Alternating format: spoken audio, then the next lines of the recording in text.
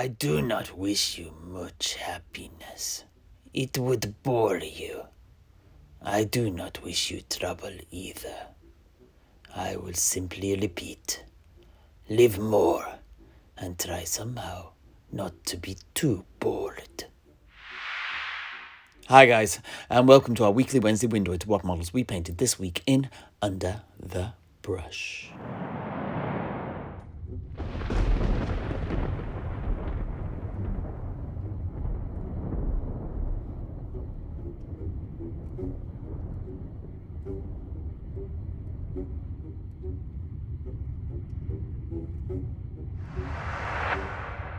But this week is once more time to look at not just what we've painted, but how we've painted it. This time around, it's a pair of 6th edition Warhammer Fantasy Banshees. One for our ever-expanding 6th edition Vampire Count's army in Fantasy Battle, and the other for the Night Haunt army in Age of Sigmar, although primarily the skirmish game of Warcry. Now, I've been after these two for a while, and jumped at the chance to pick them up when I saw them cheap second-hand. They had already been stripped when I received them, and were still attached to their old square bases. But I only wanted one for our Vampire Count's army, and so I decided to add the other to a small force of Night Haunt that I've started to amass for the Age of Sigmar skirmish game Warcry. I began by throwing them both in the Japanese equivalent of Simple Green, a household cleaner, to remove the last vestiges of paint and loosen the glue on the bases.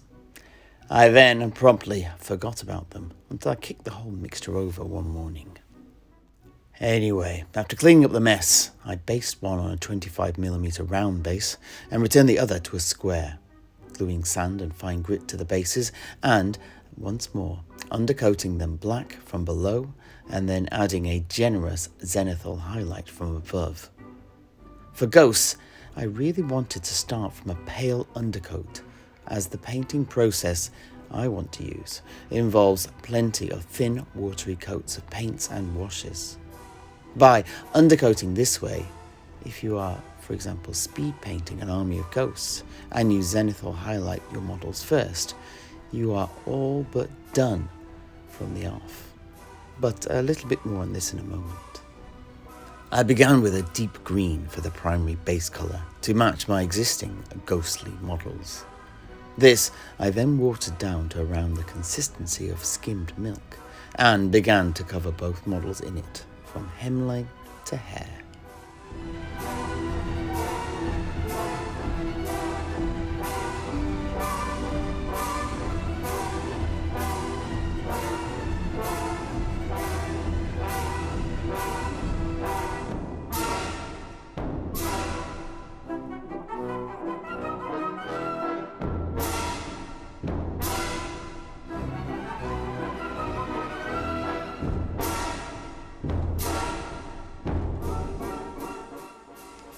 Although I had zenithal highlighted from above, and hence the top of the model would be the lightest, when I applied this first coat, I dried them upside down, so the pigment would tend to accumulate near the head and hair of the models.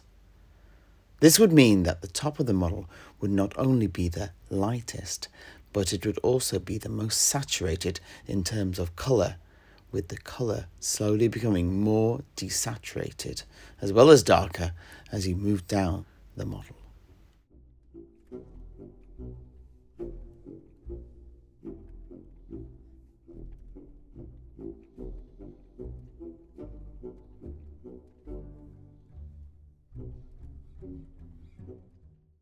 As I was letting them dry, I also kept an eye on any pooling of the paint, and would go back in with my brush to spread out any accumulations of wet paint to try and keep the strength of colour graduations smooth.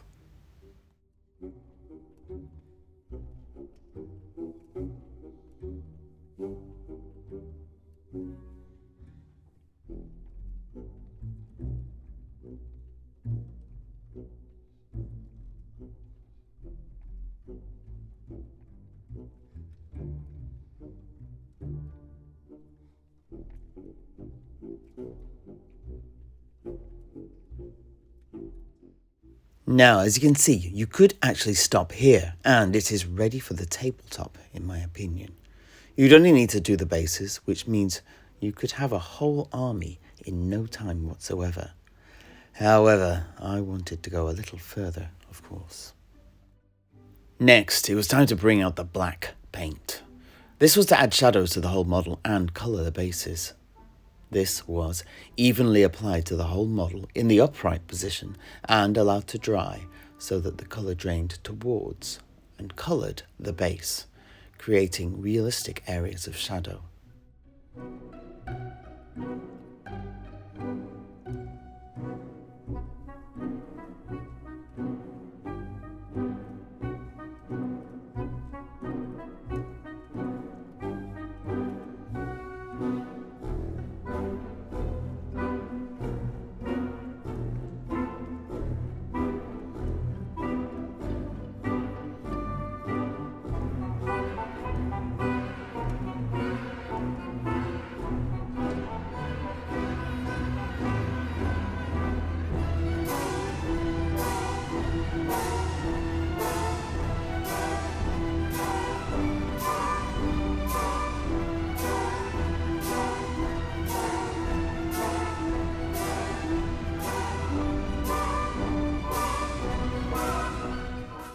I paid particular attention to putting more densely pigmented paint on the underskirt, which would of course be in absolute shadow.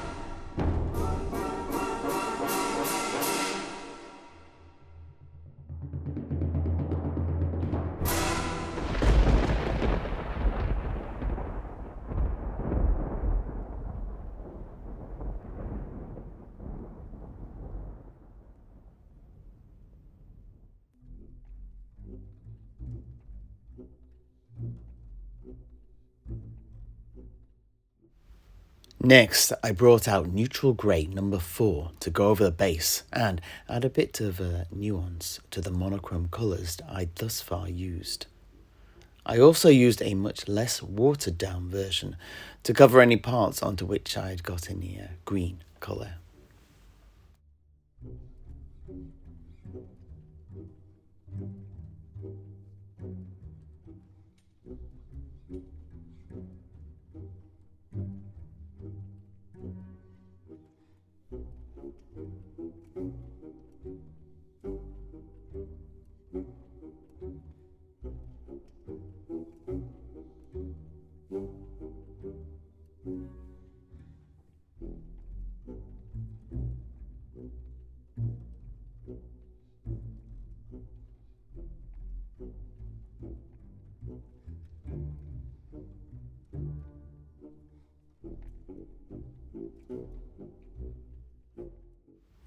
After these had dried, it was time to turn to Misty Green, which is basically an off-white with a hint of green, for dry brushing.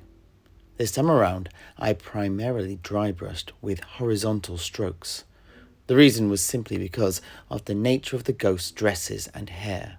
They had a lot of vertical lines, and in order to catch on these as much as possible, I went perpendicular to them to lighten the higher surfaces up for the next stage, which was a green wash.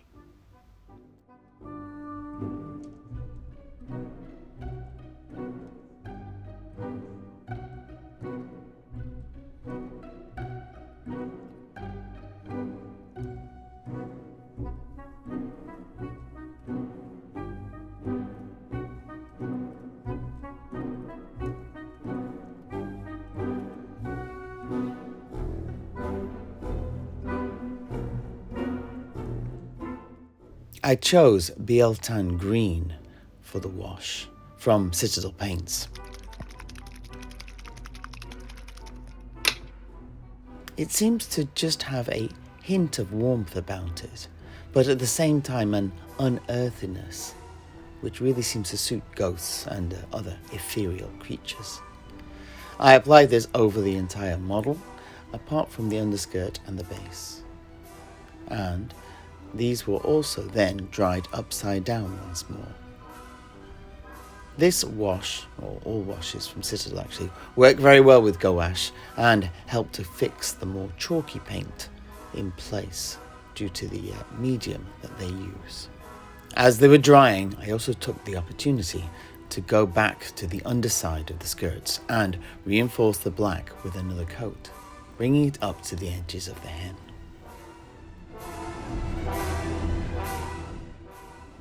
Next, I chose to go with neutral grey No.1, which is basically an off-white with just a touch of grey to it. With this, I applied a much softer dry brush over the models, going with downward strokes this time to try and simulate natural light. Next up was light sap green, watered down to subtly differentiate the dress from the rest of the model by giving it a slightly more vivid hue to some of the portions that would naturally catch the light more.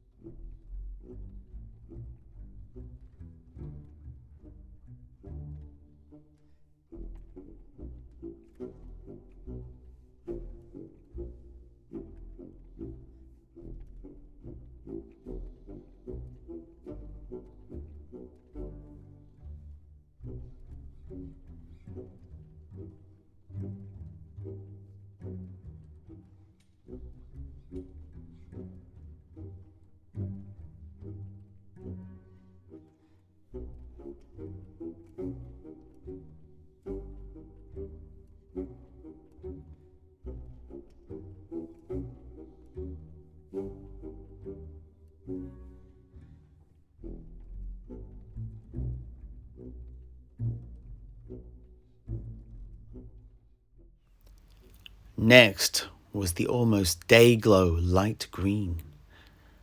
I used this to highlight things that would have been jewellery, gems or finery in real life, to again add some unconscious interest to the model and also, hopefully, add to their otherworldliness.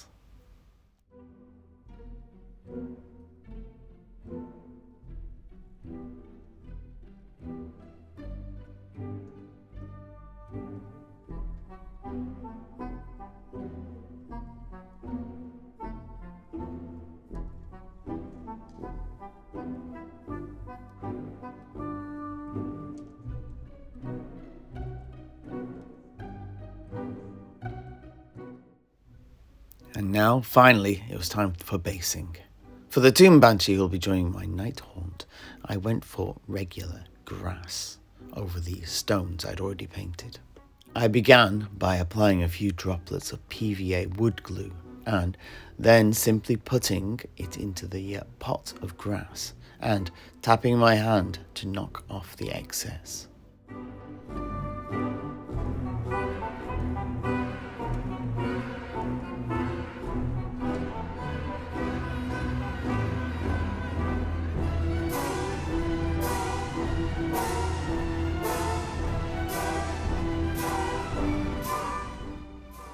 For our Vampire Count's Banshee, I chose black grass to match the rest of the army, an army which is on the march in the depths of night.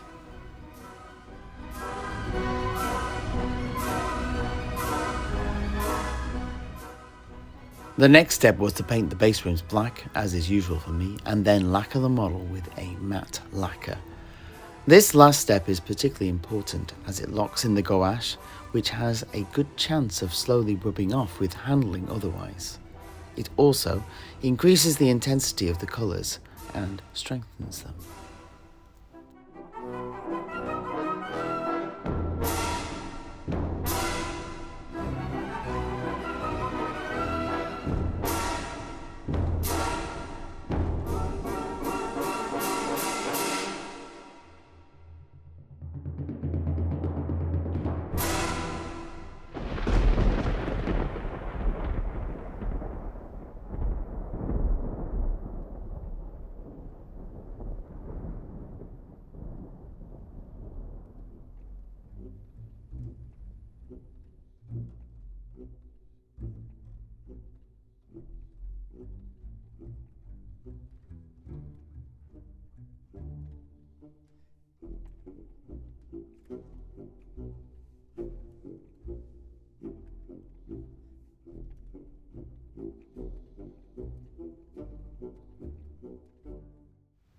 And that is it.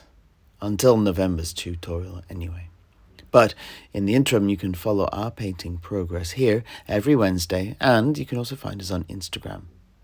If you have any requests to see how I tackle any particular model or an army, then please leave that in the comments. Once more, thanks for watching and enjoy your hobby.